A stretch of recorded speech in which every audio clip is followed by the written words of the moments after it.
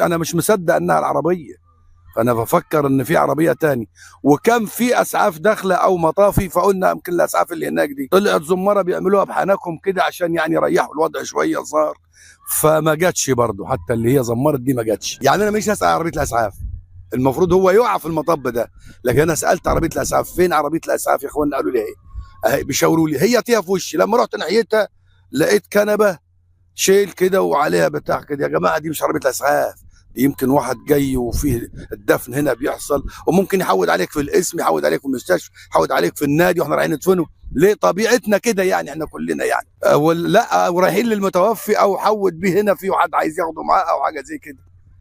فكانت يعني بصراحه ربنا شيء يعني مضحك ومحزن بالنسبه للاداريين. يعني النتائج دي توفيق من عند ربنا، انما الاهمال دي من الانسان. عشان انا راجل ماسك اداري اخسر ماشي على